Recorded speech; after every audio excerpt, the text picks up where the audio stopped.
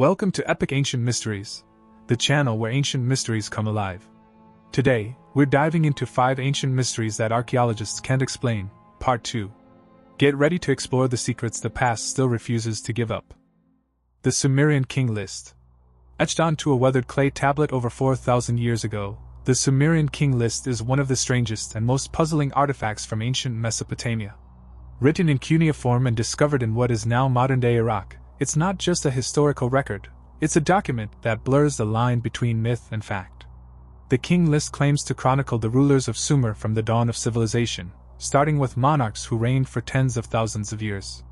The first kings are said to have ruled for absurdly long periods, 28,800 years, 36,000 years, even 43,200 years, before a great flood swept over the land, echoing stories familiar from other ancient texts.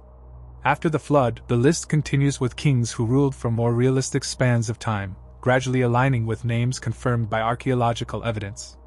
Cities such as Kish, Ur, and Uruk rise and fall, and the later entries begin to reflect the known dynasties of Sumerian history. But that's what makes it so unsettling. Why would an ancient society known for its administrative precision and record-keeping begin its most important document with figures that seem impossible? Were these mythical lifespans symbolic, meant to elevate the prestige of early kings? Or were they echoes of an earlier oral tradition, memories of real leaders from a forgotten age? Even stranger, the list doesn't simply record rulers, it often erases them. Competing dynasties, rival cities, and certain powerful figures are completely left out.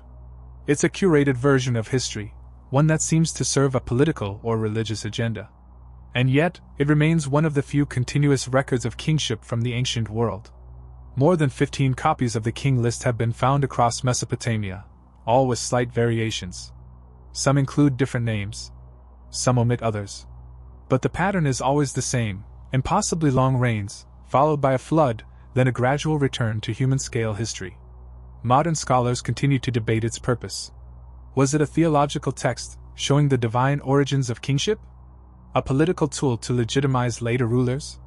Or a cryptic fusion of myth and memory, preserving a distorted account of humanity's earliest civilizations? Until more evidence is uncovered, the Sumerian King List remains a riddle carved in clay, a strange, ancient document that dares us to question the boundary between legend and recorded history. A relic from a world where gods may have walked among men, and kings ruled for 1,000 lifetimes. Sahama Lines, Bolivia. Etched across the remote high plains of western Bolivia lies one of the most massive and mysterious geoglyphic networks on Earth, the Sahama Lines. Stretching across more than 22,000 square kilometers of rugged terrain, these ancient paths form a crisscrossing web of straight lines, so vast they can only be truly appreciated from the air. And yet, no one knows who made them, how they were made with such precision, or why they exist at all. Unlike the more famous Nazca lines in Peru, which form recognizable animal shapes, the Sahama lines don't depict figures. They are simply hundreds, perhaps thousands, of perfectly straight paths. Some run for 10 to 20 kilometers without deviation, cutting through hills, valleys, and rocky landscapes, as if drawn with a ruler from the sky. Archaeologists believe they were created by the indigenous Aymara people or their ancestors, long before the arrival of the Spanish. But no written record explains their purpose. Local oral traditions suggest that the lines were used as ceremonial routes, guiding pilgrims to sacred sites such as shrines, burial towers, or mountain peaks. The lines often converge at these places, reinforcing the idea of spiritual significance. Still, the logistics of their construction remain baffling. How did ancient people, without modern surveying tools or aerial views, manage to lay out lines with such accuracy over such long distances? The terrain is anything but flat, yet the lines stay remarkably straight, undisturbed by hills or natural obstacles. Some researchers speculate that groups worked in teams over generations, using basic sight lines and markers. Others suggest that the lines were not just routes but cosmological maps or ritual pathways representing connections between the earthly world and the spiritual realm. And then there are more speculative theories. Some have proposed that the Sahama lines are remnants of a forgotten civilization with advanced knowledge of geometry. Others wonder if they had astronomical functions or encoded information in their alignment. To date, no definitive answer has emerged. Unlike the Nazca lines, the Sahama lines were not created by removing surface rock to expose lighter soil beneath. Instead, they were formed by trampling the ground flat, leaving behind a subtle but unmistakable contrast with the surrounding terrain. This low-impact method has helped preserve them for centuries in the arid, undisturbed landscape. Modern satellite imagery continues to reveal new segments of the network, suggesting that the full extent of the Sahama lines has yet to be mapped. Their scale and straightness remain unmatched by any other ancient geoglyph system in the world. Until we uncover more about the people who made them, and why, the Sahama lines will remain one of archaeology's most haunting enigmas, a vast, silent puzzle drawn across the earth, pointing towards something long forgotten. Ubaid lizard figurines, Iraq. In the ruins of ancient Mesopotamian settlements, particularly at sites like Al-Ubaid in southern Iraq, archaeologists have uncovered a series of unusual and disturbing artifacts. These are not statues of kings or gods, nor depictions of everyday life. Instead, they are humanoid figures with elongated heads, large slanted eyes, and reptilian features. Known as the Ubaid lizard figurines, these artifacts raise more questions than answers. Dating back to around 4000 BC, during the Ubaid period, centuries before the rise of Sumer, the figurines are crafted from clay and depict male and female forms in various poses. Some are sitting. Others appear to be holding infants. A few wear helmets or carry staffs, suggesting status or ritual significance. But what makes them so perplexing is their appearance. Their heads are narrow and pointed, with long snouts. Their eyes are wide and almond-shaped. The surface of their skin is often textured, resembling scales. Nothing else from the Ubaid period, or from any contemporary culture in Mesopotamia, resembles them. And there is no known mythological or symbolic explanation. Mesopotamian mythology is well documented, filled with gods, spirits, and legendary kings, but it does not include serpent-like humanoid beings worshipped in this fashion. Unlike the anthropomorphic deities of later Sumerian religion, the Ubaid lizard figures seem to come from a different conceptual world altogether. Some archaeologists have proposed that the figurines represent priest-kings in ceremonial masks, or that they symbolize fertility and rebirth, possibly drawing on some lost religious symbolism. Others believe they may depict mythic beings or protective spirits unique to a forgotten belief system of the Ubaid culture. But there are no inscriptions, no associated temples, and no clear contextual clues. Their presence in domestic dwellings and burial contexts suggests they held personal or spiritual meaning, yet their exact role remains unknown. Were they gods? Ancestors? Totemic figures? Or something else entirely? The mystery has invited more fringe interpretations as well. Ancient astronaut theorists point to the figurines as possible depictions of non-human beings, extraterrestrials encountered in prehistory.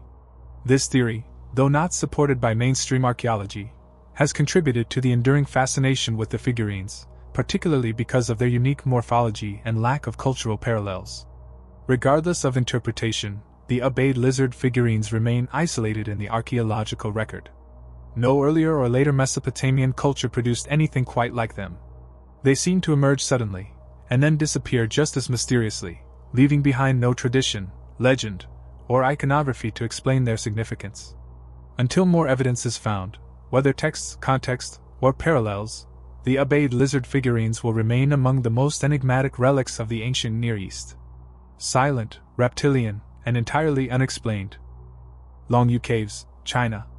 In 1992, in the village of Shurian Beitsuan in China's Zhejiang province, a curious discovery emerged from beneath a dried-up pond. Villagers, curious about the depth of a local body of water, rented a pump to drain it.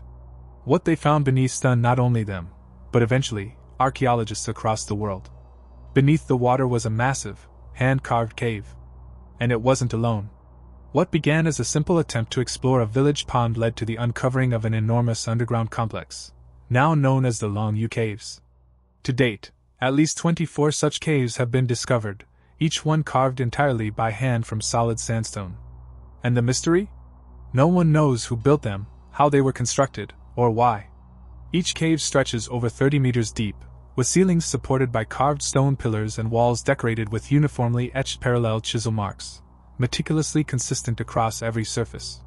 The amount of stone that must have been removed from the entire complex has been estimated to exceed 1 million cubic meters. Yet none of the debris remains. There is no historical record, no mention in local chronicles, no oral tradition, and no documentation of their construction, even though the region has been inhabited for millennia and Chinese records are famously thorough. It's not just their size that puzzles experts, it's the engineering. The interiors are complex and precise. The walls are smooth and vertically aligned. Some chambers appear to have served ceremonial or symbolic purposes, while others are designed like halls, corridors, or rooms with platforms and stairways.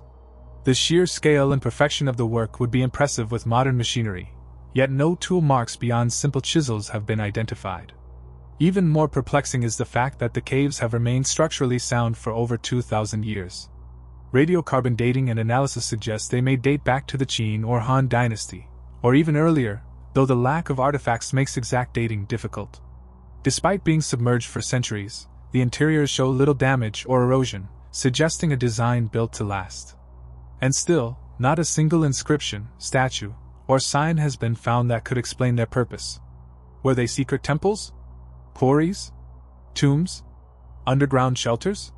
Storage for grain? Or the remnants of some forgotten civilization's monumental undertaking? All remain speculation. Unlike most major archaeological sites in China, the Longyu Caves are not part of a city, palace, or burial complex. They are isolated, carefully hidden beneath the ground, and eerily silent. As of now, no other site in China, or anywhere else, matches their design or mystery. Until more clues are uncovered, the Longyu Caves remain one of the most baffling ancient enigmas in Asia, a massive subterranean wonder, carved with precision, whose creators left no trace of their identity, purpose, or intentions. Mount Owen Moa Claw. In 1986, deep beneath the rugged limestone peaks of Mount Owen in New Zealand, a team of speleologists made a chilling discovery. While exploring a remote cave system, they came across something that looked out of place, almost out of time. It was a claw. Massive, leathery, and eerily well preserved. At first glance, it looked like it had been torn from the foot of a dinosaur. Tendons, scaly skin, and muscle tissue still clung to the bone. The explorers thought it must have come from something recently deceased. But they were wrong. Carbon dating would later reveal that the claw was over 3,000 years old. It belonged to a bird long thought to be extinct, the upland moa, a flightless species native to New Zealand that once stood nearly 6 feet tall and weighed up to 250 pounds. These giant birds, part of the larger moa family, had no wings at all and were hunted to extinction, likely by the Maori people centuries ago. And yet, the preservation of this claw was so complete, so fresh in appearance, that it defied logic. How could soft tissue survive in such pristine condition for thousands of years? The cave's cold, dry, and sealed environment may have acted like a natural time capsule, protecting the remains from decay. But even so, this level of preservation was almost unheard of for organic material of that age. The mystery didn't end with the claw's condition. Some began to question whether the upland moa, or perhaps a relative, had survived longer than officially believed. Could small, hidden populations have persisted in New Zealand's remote and mountainous interiors, only recently dying out? Eyewitness reports from as late as the 19th and even early 20th centuries claimed sightings of large, bird-like creatures deep in the bush. Most were dismissed as folklore, misidentification, or exaggeration. But the Mount Owen discovery breathed new life into those accounts.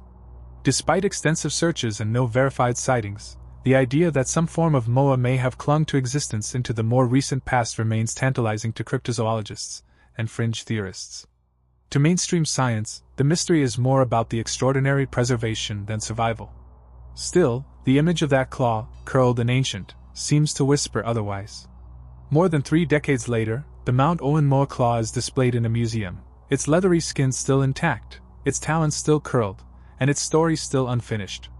Until more is found, it remains one of the most startling relics of prehistory ever unearthed, an ancient claw reaching out from a forgotten world, daring us to question what else might lie beneath the surface of what we think we know.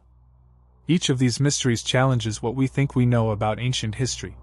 They hint at lost knowledge, forgotten cultures, and unexplained achievements that continue to puzzle even the most seasoned archaeologists. As we dig deeper into the past, some answers may come, but many secrets still remain just out of reach.